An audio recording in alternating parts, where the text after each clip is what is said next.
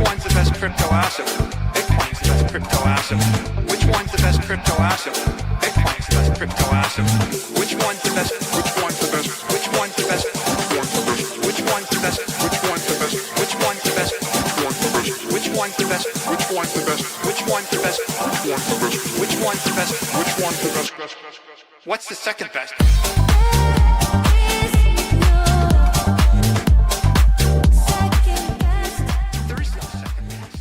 Discover Crypto, 4 p.m. Eastern Time, stream here on Discover Crypto. What a hell of a week, and diving right in, looking at an absolute melt to the upside that so many people didn't expect. Yet, if you were paying attention, let's make it a little brighter. If you were paying attention, we've been talking about these exact targets to the upside. I've been signaling it on the BitLab morning show that I've been doing up until this point, talking about watching where we're going, the signal setting up, the setup for that mega push.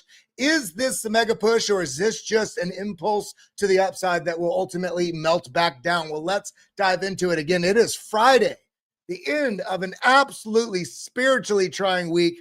I just hope we can all come together, talk about how we can affect our families, our future, ourselves, making sure that we can be a positive impact on this world. Yes, we are focused on crypto here. Yes, we're discovering what the different strategies are to make sure that we can dominate in this space so that we can make sure that we can take hold of our future. But let's not lose ourselves in the process on the way there. I see all of you in the live chat. Kevin C, Nwizzle, how you doing? Phil Nye, the crypto guy. What a name. How you doing? Alexandra G. The fam is here, but we got to look at the data. On Fridays, I've decided, because we're all doing crypto all week, all day, every day. So it never stops. But Friday, 4 p.m. Again, I'm live on Discover Crypto every day, Monday through Friday, 4 p.m. On Fridays, we'll be doing a little bit more consolidated, to the point stream about what basically any afternoon news we saw today, but mostly looking at what we're the price action going into the weekend and what we can expect moving forward. So Rocket DB, how you doing? Hey bro, back to you. Well, looking at these charts again, we got this melt to the upside, but what is this? What are we paying attention to? Most importantly, I think we all need to be hyper focused on this super bright zone below us. As bullish as I am, I still believe a revisit back down to this level would not be bearish in any sense of the word. And I'm going to show you why exactly on the charts, that there's another reason that's highlighting this would be a very, very reasonable for price to go back to, not even because there's a lot of liquidity there, but because there's a key level on the chart that we have to pay attention to. Shout out to my guy, Kevin C. Gratitude for all you do, my dude. Gratitude for everything that you all do. I hope we all can make sure we go forth into the world outside of crypto, outside of YouTube, outside of social media, and we can do kindness for other people, that we can be more forgiving of other people, that we can remember that a bad moment that you have doesn't need to translate to a bad attitude for somebody else. Similarly, a bad attitude that somebody else has to you doesn't have to translate into a bad mood or an impact on you. Let other people deal with what they're doing. One of the best quotes I've heard in my life is, do you want to know what the true definition of compassion is? To live compassionately doesn't mean to go out there and be hyper empathetic to everybody and just feeling everybody's pain. To be compassionate is to be able to sit through somebody else's fire and not get burned. You can understand or attempt to understand types of feelings that they're having, but if you are getting burned in the process, then you cannot serve that situation. Sometimes you just need to be a listening ear or a positive word if they ask for it or if you feel like they need it. But let's dive in, because we've got some key levels on these charts. And again, with this very hyper hot level, all this liquidity in here, look at that, 126 million, 150 million, 135 million, 100 million, 77. I mean, a lot of money is right at this level. So why is this level important? It is this right here. Let's turn on the data on the chart and let's look at it. Well, first off, we have the 382 fib from the top here all the way to the bottom measured up. That gives us this level right here, about 113,700.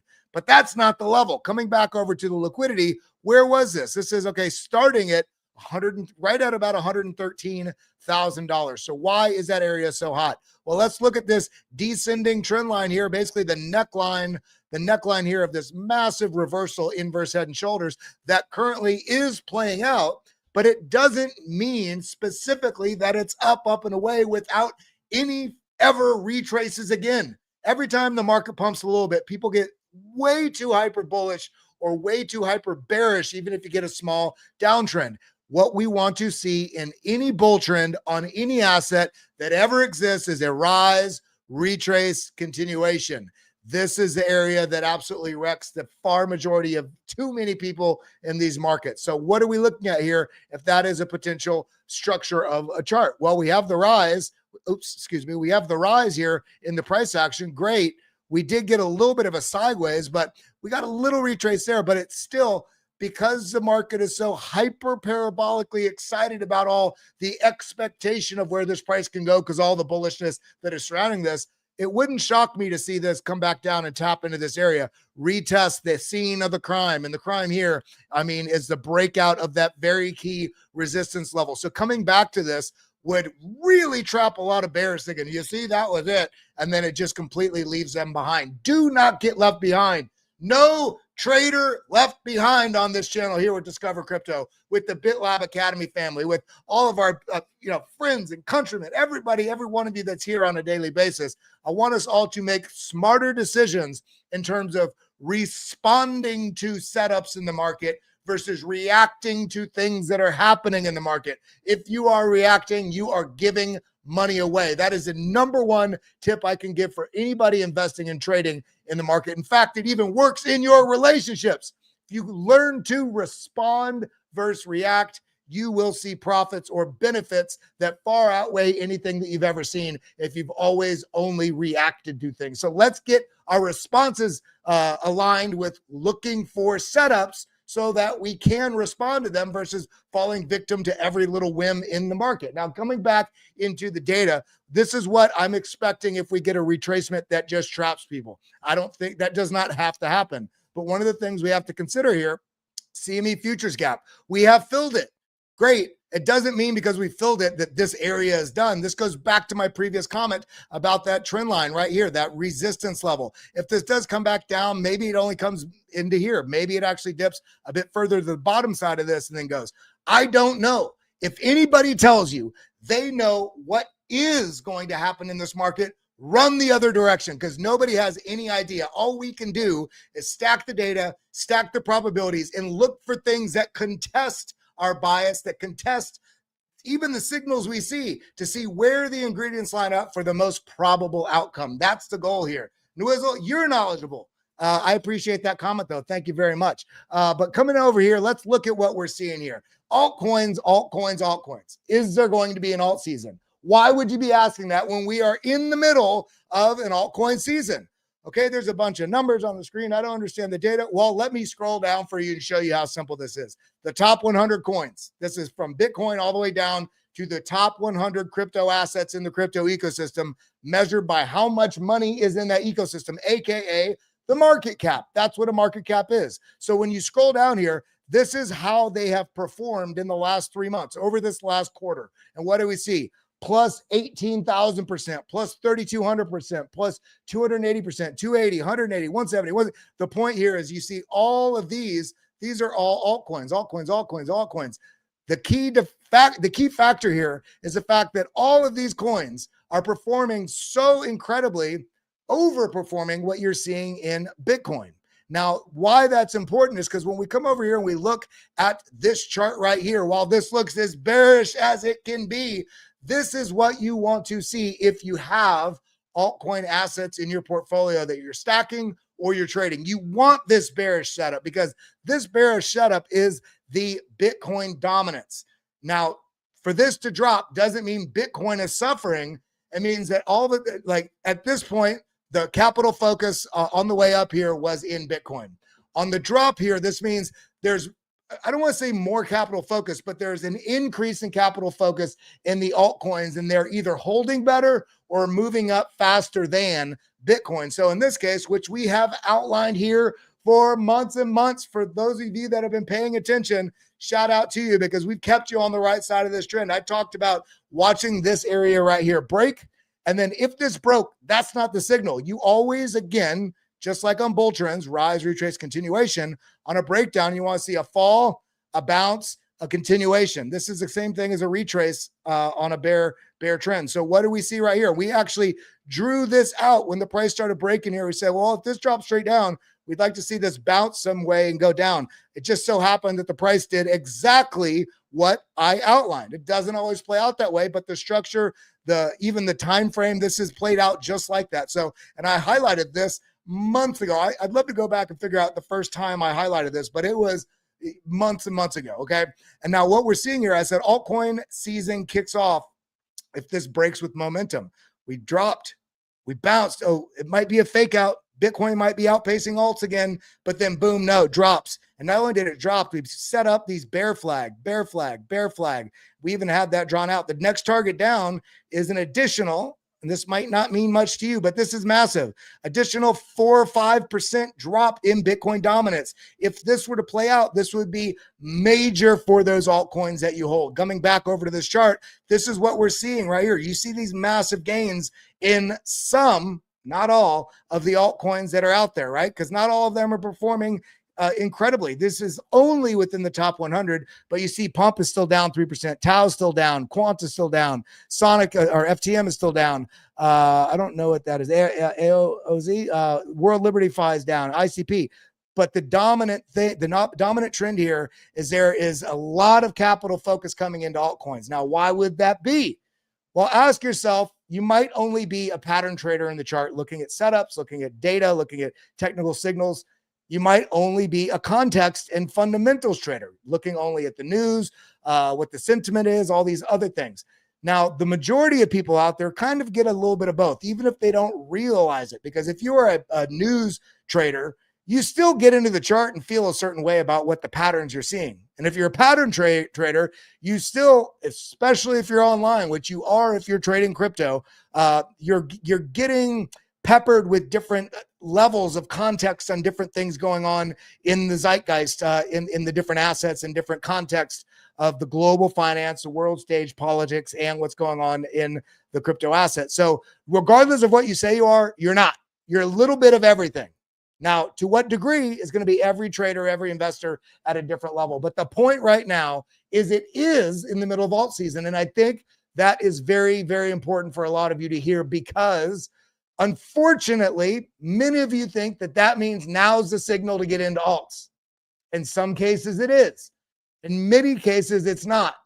Because the alt season is, this signal is flashing when you see this alt season index where this is pushing up and starting, this is a alt season index chart. But when we see this metric going higher and higher, that means that the alts have already been outpacing Bitcoin. So the frustrating thing that you have to realize in this market is the most scary times. And it does take some skill and it takes a little bit of luck, but mostly it takes being prepared for a setup and having the ability to take action with the right signals. And in this case, there were signals with Chainlink. There were signals with Solana and with Ethereum and with, name the altcoins that are running. There was signals. There was, one, the conviction in the fundamentals that those particular projects were doing. Two, what was going on within those communities. Three, the partnerships, integrations, and increase in adoption or addresses or other data fundamentals that you could see on things like DeFi Llama. But there were signals. Hey, this is, the market's heating up, feeling good. These alts aren't moving yet. But no, retail wants to wait till everything's moving and then jump in and wonder why everybody else makes so much more money than them that have skills in this market. It's because you should be stacking into projects you believe in before this signal flashes. Now, does that mean you can't stack in now? No, it doesn't mean that at all. It just means you have to have an understanding of what the time horizon is that you are acting on and engaging within for your strategy. The problem is, people start with one strategy and get completely sidelined and sidetracked and distracted by their emotions during that and start utilizing a different time frame strategy or signals to completely cloud their vision on their longer term or midterm strategy. Meaning, if you're buying for a 3, 6 month or 12-month hold on a particular altcoin, you should not be looking at a 5, 10, 15, 1 hour chart on that asset. You're going to drive yourself insane, and you're going to completely derail yourself from the pattern and the process that you're trying to engage with in that asset. So let's run through a couple of those things, because we got some, we got some things we got to pay attention to. And one of the things, I got the hiccups. One of the things is from our boy here, Kevin Svensson. And he says, we are in the middle of the swell. Here it comes. And this is what it looks like. Let's actually zip back. I think you'll be able to hear it. But looking like the noobs are just getting scared. The hodlers they know what's going on. They know exactly what's going on. They've already been there.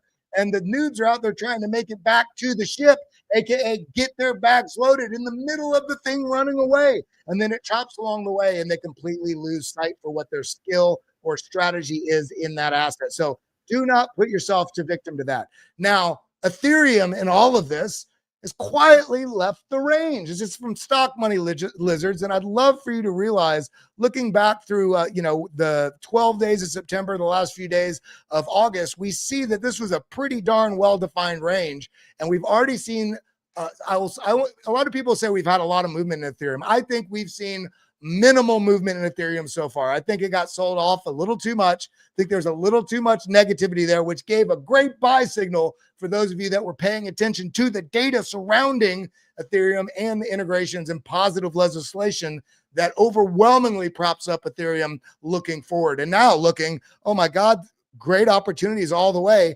And maybe you didn't buy here. Maybe you didn't buy here. Maybe you didn't buy here or here. But if you look at this, let's actually look at the charts from the beginning of September through September 7th. Okay, let's look at the chart there and see if there was signal. Let's see. I don't know. Let's just look at the chart. We're going to get down to the 4-hour chart. Double click here. I'm going to put it back on the money flow and the stick. There we go. Now, again, quick little tips and tricks I'm going to be giving you now that I'm doing the 4 p.m. stream. Some of you might not be aware of this, but we've done a whole academy, BitLab Academy, teaching everything from indicators to patterns to charting to how to realistically and effectively operate TradingView. So I'm going to be peppering in little lesson segments throughout, but it's going to continue to flow. So stick with me. Bite the finger of hubris that every single one of you have, that I have. There's people in the studio here that are pros that I sit behind them, look at them using TradingView. I'm like, bro, what are you doing? Here's the quick key. Here's the thing. So all of us can learn, all of us, you, me, we can all adjust our humility so that we have a larger funnel into our brain to sharpen our stick as fast as possible. So I'm going to be peppering in these things. So you see this? To me, this is too crowded. I want to look at just the charts. So I right click on the chart first to turn off any tool that's there. For instance, if the drawing tool is on, if I double click, it just double clicks the paintbrush twice on the chart. So what I do is I right click on the chart, does nothing, and then double click on the chart, and it minimizes the indicators. Much easier to see, right? So coming down to the 4-hour, we're looking from September 1st through September 7th. So what do we see here? We see the price action rolling about here. So here is the first.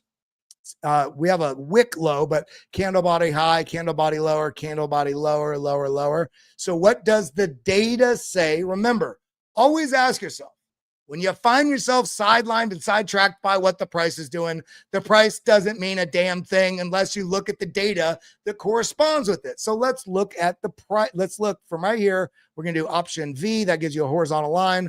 Option V again right here, horizontal line. Now right click again just to turn off any tool I have. Double click on the chart, brings up the information. So we know that look at this. This was trending down on the lows here. Trending down on the lows. What do we notice on the RSI? Option T. If you're on PC, it's Alt T.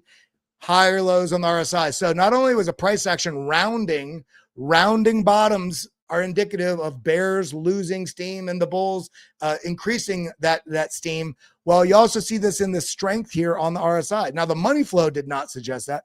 Money flow showed they were trying to wash some suckers out. How do I know that? Huge amount of money came out here and the bulls defended this area. That's a very bullish signal to me. We have bullish divergence coming into this. We have the money flow where people are like, let's get him. Let's shake these suckers out. But you're not a sucker. I'm not a sucker. I've been a sucker. And so have you. but we're not suckers any longer. What we're seeing here is a price action as it relates to the data gives us a lot of clues. And in addition to that, we have this trend line from this top here to this bounce here to project it out, which gave us the perfect area to watch for a touch and what the data looks like at that touch. So it came down, touched, bullish divergence coming into it. Money flow is really trying to send it. So maybe you're a little worried here with realistic reasoning. Okay, well, let the price action bounce, retrace, see if you get a higher low or a lower low out of that. In this case, look, it bounced, went sideways. Literally, bulls are just defending this. Money flows coming up, strength still increasing. So now, oh my God, I missed it. We're not going to cry. We're going to learn from our mistakes. And then you realize the second after you missed it, oh man, it came right back to my level and the strength is higher and there's more money. Cool. Does it again. Boom. Maybe you want to wait till this right here on this level where it actually finally breaks through this level. And it does. And it comes right back down. This market is doing everything it can because it's so bullish that it is shaking people like a damn rope. Just get off of me, get off of, and then the market finally goes, okay, those of you that are still holding on, let's book some profits. That is what's happening in this market right now. And people are not even realizing it. So finally, through all of this, even right here where this pushed out, you could have waited, push out, see on the drop where, and it didn't give you the signal. But in this case, look, pushes up, finds support on the moving average with the double washout yet again, and then the continuation. But the point here is this had that sideways range as we just outlined. Where is that at? The sideways range here that it is moving out of, that it tested and now pushing higher. I think we're going to start to see some fireworks in the altcoin ecosystem.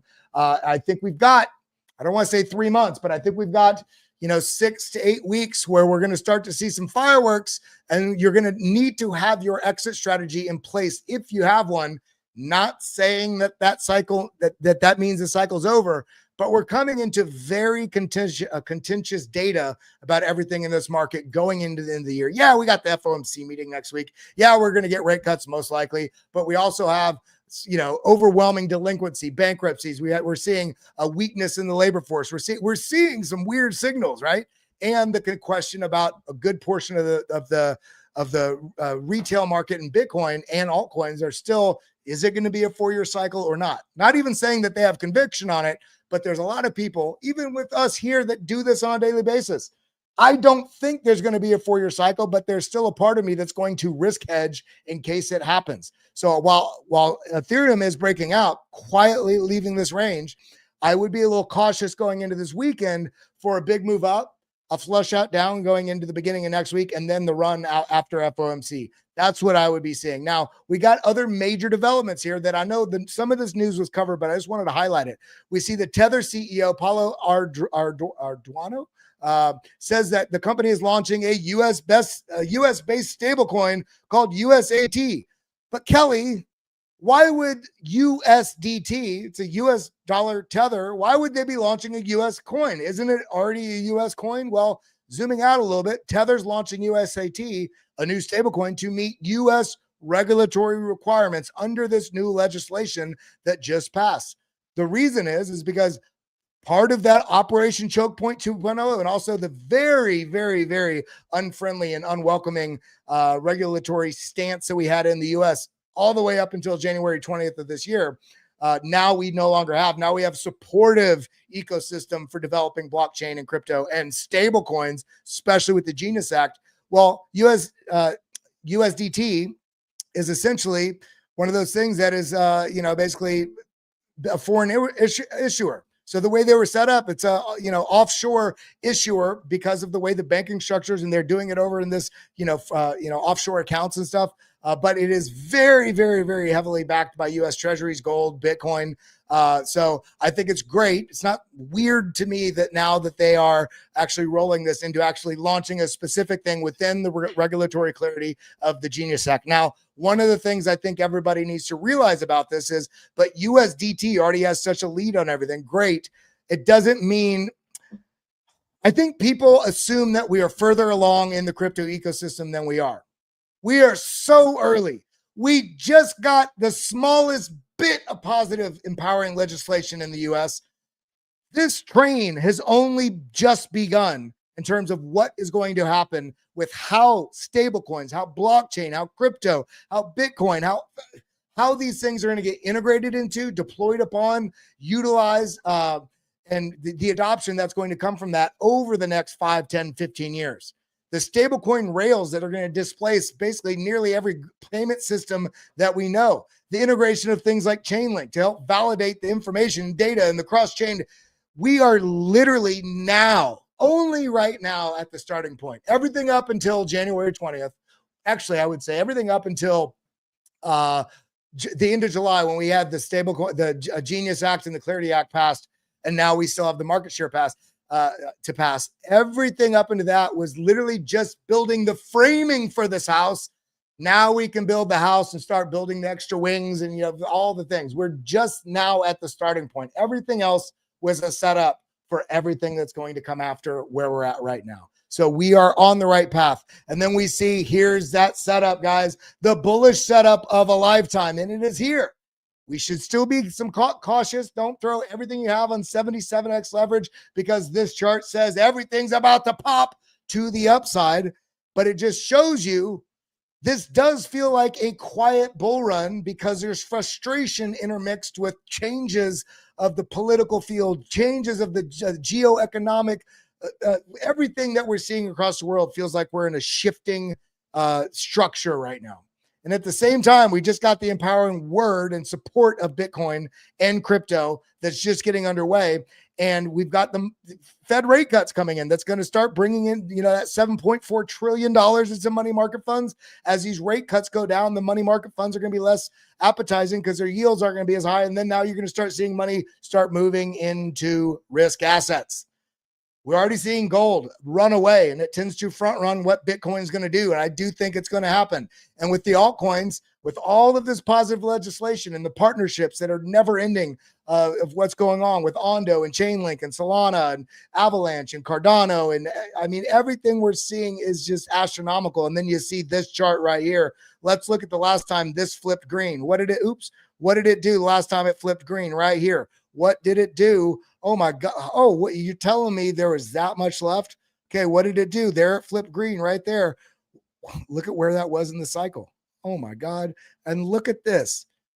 People think we've topped out or we're near a top because of some prophecy that happened to play out the last 16 years for many different reasons that all aligned, meaning the 4-year cycle. However, here we go. We're just kicking off what I still think is going to be the biggest leg, meaning you're going to get the biggest movement, and it's going to be a short period of time. You see this? This wasn't large periods of time. This went, this was about a year, right? But then this was shorter. This move here was July to the end of July. And then this move where we're going to see right now, maybe we go sometime into Q1, maybe we go into Q2, Q3 next year. We can't know. We can only take our shots, risk mitigate ourselves, and make sure you have an exit plan along the way. And a big part of that exit plan for the broader crypto market should be an exit into Bitcoin. Now, do you want to take some profits on Bitcoin? That's your decision that you're going to need to make. There's financialized products out there now that you can get. You can get a mortgage with your Bitcoin. You can borrow against your Bitcoin. You cannot take a taxable event by utilizing these other things and still getting access to the liquidity. Those are some of the things that are available. Everybody's got to make their own decision and their own plan. There's DeFi. We're going to be introducing a lot of really cool new DeFi stuff here on this channel. So make sure you're staying tuned. And make sure, by the way, I got a little bit more, but I just want to make sure that while you guys are all here, make sure you are following me right here at Kelly Kellum. I'm dropping alpha all the time. Kelly, Kellam. I will drop it in the live chat if you're watching on YouTube. If you're watching on X, just head over there right now at Kelly Kellum. Make sure you're following the correct one. That's the primary reason why I call it out, because I don't want you going to see another fake, because there's a lot of fake accounts for us content creators out there. Just make sure you're following the correct one. Big love to all of you. Now, let's continue going on a couple things here. So we talked about the setup here. Well, what's going to make that happen? Well, we see Mike Novogratz, Galaxy Digital, just bought basically nearly $500 million worth of Solana treasury. Amazing. The corporate treasury narrative isn't a pipe dream. A lot of people were wondering if something like that was going to happen. We've got Bitcoin treasuries. We've got ETH treasuries, massive tens of billions of dollars coming in to the ETH treasuries, buying ETH, right? Solana, Even Dog on Bitcoin has a publicly traded company. This is real. They have a Dog meme coin, Dog on Bitcoin corporate treasury. And it's C2 blockchain. Let's actually go and check in on them real quick. I just love to highlight C2 blockchain right here. Boom. Let's see. C2 blockchain, largest public dog holder. Look at that. And they're just in here, just locking it up, selling. I mean, they bought millions of dollars in Dog. They have the number here somewhere. They've been stacking like mad on this. So publicly traded company. Why would that be? Why would somebody be so silly to stack a meme into a treasury? Well, when you think about the liquidity in the space, you think about past cycles, you think about the general landscape of how human interaction and psychology works in markets. Unfortunately, if you are trading and investing in markets, by nature, you're trying to harness and take advantage of understanding how human psychology works. And those that do it the best make the most money. When people are scared, smart money is buying, if that is a good asset. When people are super excited, smart money is selling because everybody else is greedy. When you start realizing that, and then you look back at the psychology of markets and the market cycles, and you go back to something like Dogecoin, as silly as this seems, I think this is majorly impactful when people are trying to understand, well, what can I do to make a good amount of money and support different ecosystems? Market cap, let's look at this. Okay, what did this go to in the top of last cycle? This was 2021. Look at that, $73 billion market cap for Doge.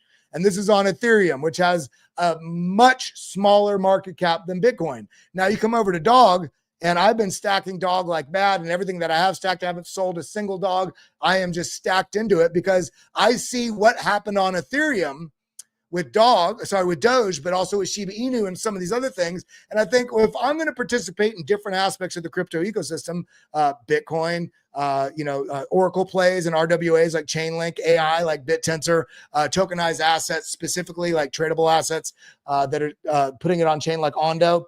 And then you think about, well, memes are a major sector.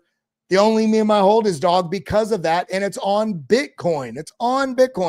$257 million market cap. I have to sneeze at the bears there. And just consider what Doge has done. Consider what some of these other, it's just insane. And this has Bitcoin-centric holders, right? Not the Solana, let's get in 9 minutes and get out. Oh, we rubbed everybody. No, this is not that nonsense. In fact, this doesn't even have inflation. Every token has been distributed. It's got about 100,000 holders. And it's Bitcoin-minded people. There's even hedge fund guys like Mark Yusko. There's a bunch of people that hold this, even some people that won't say it that I know in private circles. But I think when the market really gets pumping, I think this is going to do some astronomical gains here. So I've got a grip.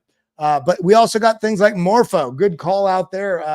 Sparrowhawk, shout out. Yeah, Morpho, I think is going to do some astronomical things this cycle because of the financialization awareness that's growing around what you can do with your assets in this space, especially considering Coinbase being one of the, if not the most major player, in U.S. markets for assets, especially considering they're a custodian for, some of the largest Bitcoin ETFs here in the U.S., but also how invested they are in the base ecosystem. Okay. They put $100 million on the market. They didn't buy it OTC from, the private deal. On the market, they bought $100 million worth of Aerodrome. Morpho is also one of those things in that ecosystem base, being able to do some of that DeFi financialized transactions and services for crypto holders. And this is sitting here right now, a little under $1 billion market cap.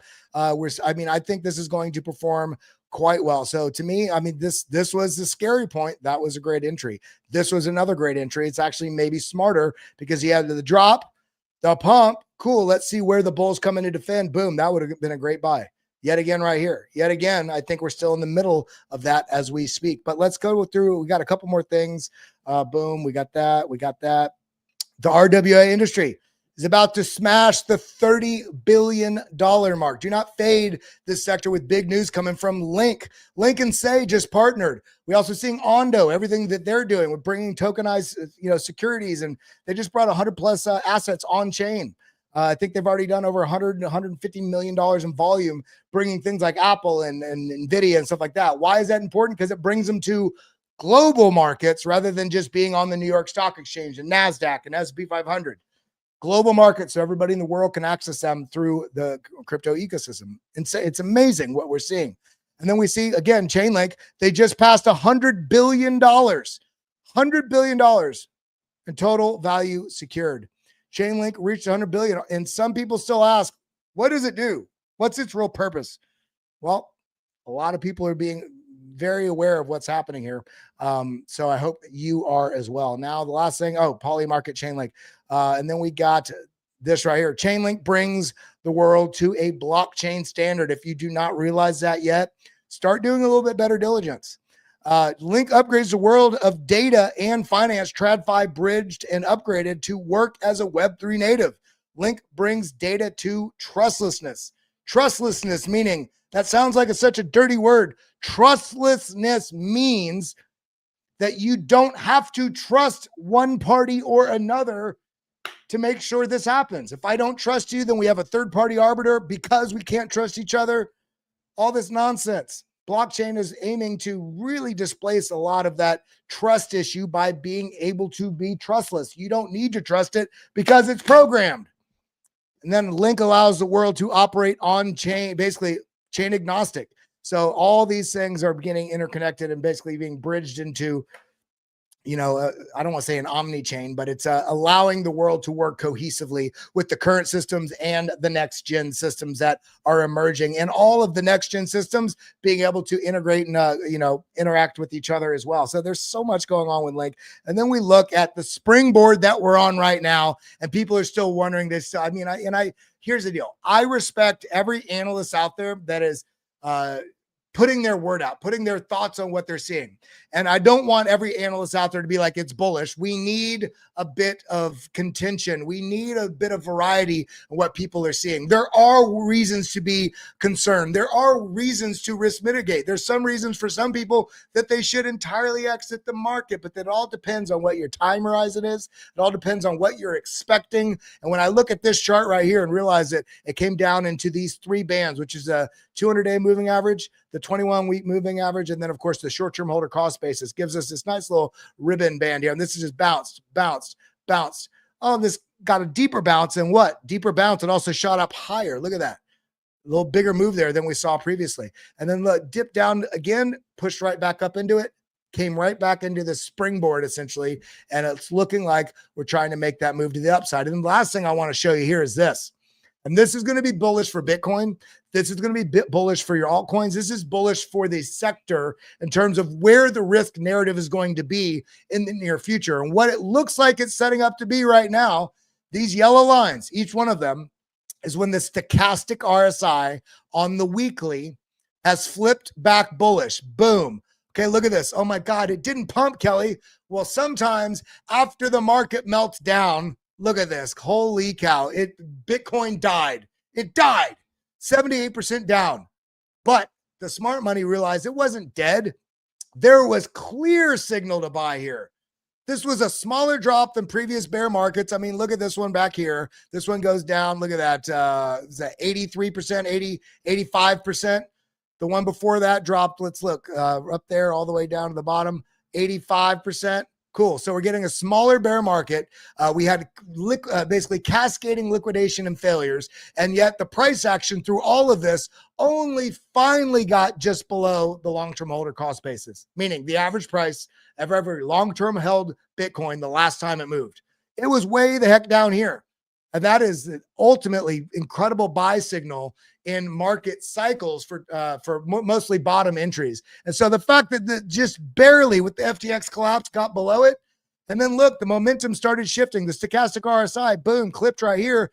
It took a few days, a couple weeks here through, through November into the end of December. So about 6 weeks, 7 weeks. Okay.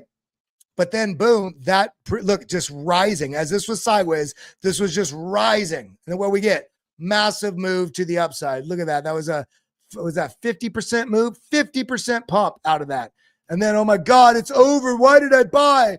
It lost 25%. But then the crybabies missed out again because then it pumped up another 57%. But then, oh my God, I bought the top again. I lost 16. Stop buying tops. And if you do, know where you're at in the market, or just be willing to hold that asset, especially if it's Bitcoin. But that's going to be a decision you have to make. But let's go back through these. It flipped right here. Boom. Nice move up. Flipped right here. Move up. But Kelly, that's not a big move. Well, let's look at that. What kind of move is that? Let's see. You're right. That's not a big move. It's only 26% move off of that. But it dropped again to another buying opportunity. And then when this one popped, boom, let's measure it from that candle all the way up to the top there. Look at that. That is 179%. If you want to only go to this move right here, fine. We'll go to the candle bodies. 66% move. And then again, happened here, here, here. And these are not that small moves. This is 18%. Another one right here. Let's see right here. That is about 30% move. And then yet again right here, look at that move right there. 100% move. Again, boom, right here. We got a 60% move. We just got that signal yet again. We have the Fed FOMC rate cuts that are happening next week. We have runaway debt with an additional almost over $1 trillion added to our debt every 2 to 3 months. And we have the signal right now on the weekly chart that flips that almost every time it's done it, we've gotten a 50 to 100% move to the upside. And we know that there's money printing coming down the pipe. But so I'll leave you with that. I love you guys. Let's stay locked in over the weekend. And if that means getting out of the charts so you can hug your friends and family, play some football, watch some football, eat some food, find some love. If somebody comes up and has a bad attitude to you, if you reciprocate with that same bad attitude, you're the same as them. Protecting yourself is different, but so many more times when we want to recognize we can walk away from a situation, or we can shift our energy in it to receive it and translate it into something better. So let's all do our part. Go out there, be kind, show some love. Be kind to yourself too. Forgive yourself for the errors you've made this week. Forgive yourself for the attitudes you've had with people, or the shortcomings, or the intolerances, or we all need to forgive ourselves so we can move forward. I love you guys. I appreciate you guys so much. Love to see you guys active in the live chat. Again, I hope you guys are all following me over here on my almost said Twitch, on my Twitter right here at Kelly Kellum. Here we go. Make sure you are following and get involved in the live in the Discord there with Drew and myself and DZ and Josh and TJ and Tim, all in there. Sharing trades regularly, doing morning streams. Get involved. It should be pinned at the top of the live chat if you're on YouTube. If you're over on X, big love to you all. Everybody, I want you, before we leave, if you're on YouTube, if you're on X, if you're watching the Discover X, or it doesn't matter where you're watching, either comments in the live chat something you're grateful for today, or drop a comment down below. Let's end this with a bit of gratitude. I'm grateful for all of you. I'm grateful that I can still walk and talk and I'm alive. You know, I was in a coma for a month, hospital 3 months, casting crutches 8 years. I'm surprised I'm so gosh darn mobile, but I am, and I'm happy that I could be here with you. I'm honored that I have a platform that I can speak to people. I only hope that I can inspire you in the markets, but also inspire you in life. And health is wealth. That's right. So let's all go practice something healthy this week and go sit in the sun. I love you. That's all I got. Adios. Adios, muchachos.